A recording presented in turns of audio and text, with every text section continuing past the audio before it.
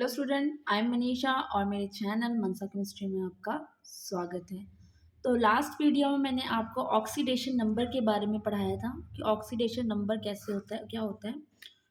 तो last video में हमने ऑक्सीडेशन नंबर के बारे में पढ़ा था एंड इसको फाइंड आउट कैसे करते हैं, फाइंड आउट ऑक्सीडेशन नंबर। तो ये लास्ट वीडियो में है, आप ज़रूर जाके देखें चैनल पे, ठीक है। तो आज हम करने लगे हैं oxidation and reduction in term of oxidation and oxidation number. Oxidation number के अकॉर्डिंग ऑक्सीडेशन क्या होती है। तो according to oxidation number, oxidation number के अकॉर्डिंग ऑक्सीडेशन होती है जब किसी रिएक्शन में केमिकल चेंज आता है, ठीक है। क्या है, केमिकल चेंज आए, ओके, केमिकल चेंज, ठीक है। इन विच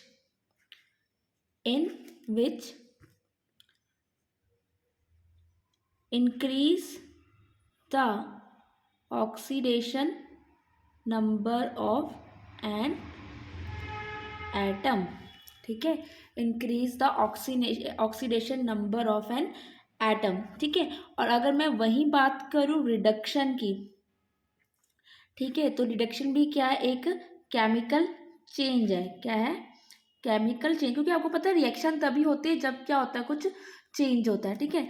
तो chemical change in which decrease the oxidation number, ठीक है। इसमें ऑक्सीडेशन में इंक्रीज होगा और उसमें क्या होगा, रिडक्शन में डिक्रीज होगा ऑफ एन एटम, ठीक है, ऑफ एन एटम। और ऑक्सीडेशन एंड रिडक्शन पढ़ने के बाद हम क्या पढ़ते थे, हमेशा की तरह रिडॉक्स रिएक्शन। रिडॉक्स रिएक्शन क्या होती है, जिसमें ऑक्सीडेशन भी होए और रिडक्शन भी होए, ठीक है। तो हम इसको कह सकते हैं a reaction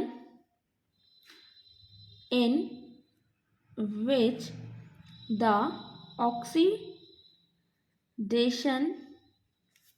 oxidation number of an atom undergoes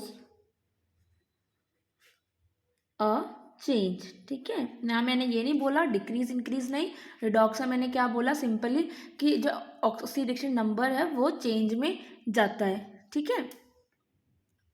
for example,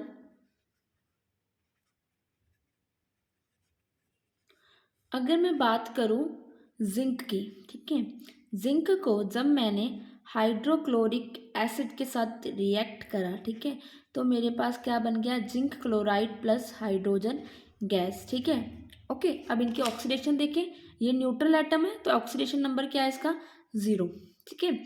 यहाँ पे क्लोरीन नेगेटिव ज़्यादा तो -1, हाइड्रोजन पे कौन सा चार्ज आ जाएगा, पॉजिटिव। ये मैं रेड पेन से शो करती हूँ आपको, तो ये ज़्यादा अच्छा लगेगा ठीक है। अब यहाँ पे क्या हुआ है, यहाँ पे 2 आएगा, सॉरी, ओके। तो यहाँ पे क्लोरीन पे चार्ज कितना रहेगा, -1, और जिंक पे चार्ज कितना है, 2 पॉजिटिव, ओके। चाहे आप निकाल के देख लेना, कल आपको सिखाया था जिंक का निकालना, x कितने मॉलिक्यूल लगे क्लोरीन के, 2, -1 चार्ज है। ओवरऑल कॉम्प्लेक्स आयन में कितना है, 0 चार्ज है, कोई चार्ज नहीं है। तो x 2 × -1 -2 इज इक्वल्स टू 0, तो ये इधर जाके क्या हो जाएगा, प्लस का 2। तो x जिंक पे कितना चार्ज है, +2। हाइड्रोजन पे यहाँ पे कितना चार्ज आ गया, 0, क्योंकि मैंने आपको बताया था कि जो एलोट्रॉपिक फॉर्म होती है वो क्या होती है, 0 में एग्जिस्ट करती है, ठीक है। तो अब आप ध्यान से देखिए, जो Zn है आपका, ठीक है, उसकी ऑक्सीडेशन नंबर 0 से क्या हो गया, +2, तो इसका मतलब यहाँ पे क्या हो गया, ऑक्सीडेशन हो गई है, ठीक है। जिंक क्या हो गया आपका, इसको आप ऐसे भी लिख सकते हो, जिंक इज ऑक्सीडाइज, ठीक है, zinc is oxidise Zn 0 to Zn2 positive, ठीक है, आगे लिख दो, ठीक है, पीछे लिख दो। नेक्स्ट, अब यहाँ पे देखो हाइड्रोजन ले लें, ठीक है, हाइड्रोजन के लिए रेड रेड हो गया सारा। हाइड्रोजन ले लें, हाइड्रोजन, हाइड्रोजन यहाँ पे क्या था +1, यहाँ पे जाके क्या हो गया 0, तो यहाँ पे क्या हुई अब आपकी रिडक्शन। तो आप इसको ऐसे लिख सकते हो, हाइड्रोजन इज रिड्यूस्ड। हाइड्रोजन पे पहले -1 था, अब +1 था, अब कितना हो गया हाइड्रोजन पे 0 चार्ज हो गया। ओके, ठीक है, तो यहाँ पे आपको बात समझ में आई कि क्या कॉन्सेप्ट था according to the oxidation number. ये चीज़ बहुत काम आएगी आगे, इसलिए मैं आपको बहुत डीपली समझा रही हूँ ये। तो चलिए एक और एग्जाम्पल देखते हैं इसकी। ये फर्स्ट एग्जाम्पल थी आपकी, ये मैं सेकेंड एग्जाम्पल दे रही हूँ। 2 मॉलिक्यूल ऑफ हाइड्रोजन आयोडाइड के ले लिए, प्लस हमने उसमें क्या करा क्लोरीन ऐड करा, एंड हमारे पास आ गया I2 + 2HCl। ओके, तो अब हम क्या करते हैं, पहले ऑक्सीजन स्टेट लिखें, इसकी +1, इसकी -1। क्लोरीन मॉलिक्यूल ऑलोट्रॉपिक फॉर्म में, तो ये 0 हो गया। उसके बाद आयोडीन अब क्या हो गया एलोट्रॉपिक फॉर्म, तो यहाँ पे ये 0, एंड HCl में क्या होगा ये +1 और ये -1 हो गया, ठीक है। सबसे पहले हम आयोडीन को देखते हैं। आयोडीन, तो आयोडीन यहाँ पे क्या कर रहा है देखो ध्यान से, -1 to 0 गया, मतलब क्या करा है इसने इंक्रीज करा अपना ऑक्सीडेशन नंबर, तो ये क्या हो गया ऑक्सीडाइज हो गया। बट यहीं अगर मैं क्लोरीन की बात करूँ तो क्लोरीन ने क्या करा है 0 to -1 गया है, डिक्रीज हुआ है, तो ऑक्सीडेशन नंबर यहाँ पे क्या हुआ आपका डिक्रीज हुआ है, तो क्लोरीन क्या हुआ है रिड्यूस हुआ है, ठीक है। और यहाँ पे क्या हुआ है इंक्रीज हुआ है, इंक्रीज ऑक्सीडेशन नंबर, तो यहाँ पे क्या हुआ है ऑक्सीडेशन हुई है। तो आप सिंपली ऐसे भी लिख सकते हो इस चीज को कि जो आपका HI कंपाउंड था is oxidised, okay, is oxidised to I2, okay, I2 बन गया। और जो आपका Cl2 था वो क्या हो रहा है रिड्यूस हो रहा है, रिड्यूस होके क्या बन रहा है वो क्लोराइड आयन, क्या बन रहा है आपका वो यहाँ पे क्लोराइड आयन बन रहा है। तो आई होप आपको ये दोनों एग्जाम्पल से अच्छे से समझ आ गया होगा कि ऑक्सीडेशन कहना क्या चाहता था और उसका कॉन्सेप्ट क्या था। तो नेक्स्ट टॉपिक जो हमारा था वो है oxidising agent.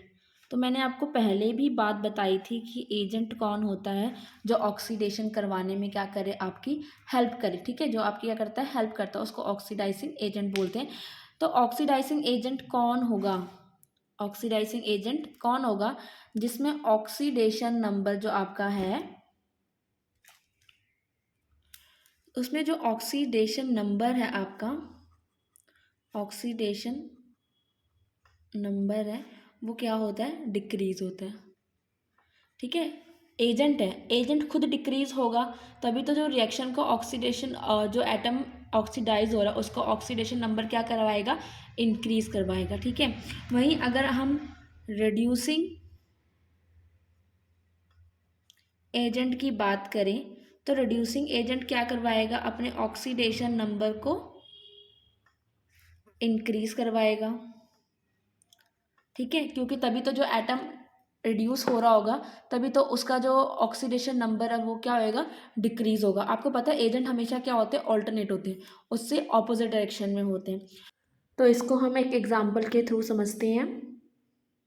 Nitric acid HNO3, ठीक है, तो यहाँ पे हमने HNO3 एंड H2S के साथ हमने एक रिएक्शन करी, ठीक है। तो हमारा जो प्रोडक्ट बना वो था हमारा NO प्लस सल्फर एंड साथ में हमारा वाटर रिलीज हुआ, ठीक है। तो यहाँ पे जो सल्फर की ऑक्सीडेशन स्टेट थी वो थी -2 और नाइट्रोजन की कितनी है 5, ये आप निकाल के देख लेना ऑक्सीडेशन नंबर से, ठीक है, वो कॉन्सेप्ट से, ठीक है, हम फाइंड आउट करते हैं। तो यहाँ पे नाइट्रोजन की जो ऑक्सीडेशन स्टेट हो गए हैं +2 और यहाँ पे सल्फर की क्या हो गई 0, ठीक है। तो यहाँ पे जो नाइट्रोजन है देखो वो क्या हो रहा है, नाइट्रोजन क्या हो रहा है, डिक्रीज हो रहा है। नाइट्रोजन का जो ऑक्सीडेशन नंबर है वो क्या हो रहा है आपका, डिक्रीज हो रहा है। और जिसका ऑक्सीडेशन नंबर डिक्रीज होता है, ठीक है, जिसका ऑक्सीडेशन नंबर क्या होता है, डिक्रीज होता है, वो क्या कहलाता है, ऑक्सीडाइजिंग एजेंट। वो क्या कहलाता है अपने आप को, ऑक्सीडाइजिंग एजेंट, ठीक है। यहाँ मैंने लिखा हुआ था ऊपर ऑक्सीडाइजिंग एजेंट। अगर मैं वही बात करूँ नेक्स्ट आपके सल्फर की, सल्फर क्या जा रहा है, इंक्रीज में, -2 से ये 0 पे जा रहा है। तो यहाँ पे ऑक्सीडेशन नंबर क्या हो रहा है, इंक्रीज हो रहा है। और जहाँ पे ऑक्सीडेशन नंबर इंक्रीज होता है वहाँ पे क्या होता है, वो क्या होता है, रिड्यूसिंग एजेंट, ठीक है। तो यहाँ से आपको पता लग गया कौन सा रिड्यूसिंग एजेंट है और कौन सा ऑक्सीडाइजिंग एजेंट है, ठीक है। तो फॉर हम एग्जाम्पल यहाँ पे ऐसे लिख सकते हैं, HNO3 is an oxidising agent और H2S इज रिड्यूसिंग एजेंट। बेटा पेपर में बिल्कुल भी कंफ्यूज नहीं होना, इस चीज़ को अच्छे से माइंड में याद रखना है ताकि आपको ये भूले ना, ठीक है। तो मैं आपको आज के कॉन्सेप्ट के अकॉर्डिंग कुछ क्वेश्चंस दे रही हूँ, आप इसको ट्राई करना, ठीक है। उसके बाद बताना कौन सा इसमें ऑक्सीडाइजिंग एजेंट है और कौन सा इसमें रिड्यूसिंग एजेंट है, ठीक है। तो ये फर्स्ट एग्जाम्पल है,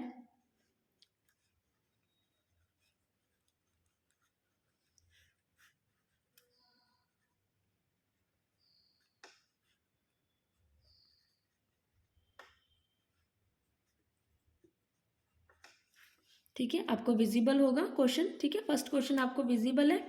सेकंड क्वेश्चन जो है वो इसका है I2, ठीक है, +H2S and you will get 2 molecule of HI। तो आपने और साथ में यहाँ पे सल्फर। तो ये 2 क्वेश्चंस हैं, आपने इसको सॉल्व करके बताना है कमेंट सेक्शन में कि क्या क्या आपको पता लगा है, क्या इसमें रिड्यूसिंग एजेंट है और कौन इसमें ऑक्सीडाइजिंग एजेंट है। तो स्टूडेंट अगर आपको आज की वीडियो अच्छी लगी हो तो प्लीज़ चैनल को सब्सक्राइब करें, वीडियो को लाइक करें और कमेंट में क्वेश्चन का आंसर ज़रूर दें। Bye bye and have a nice day.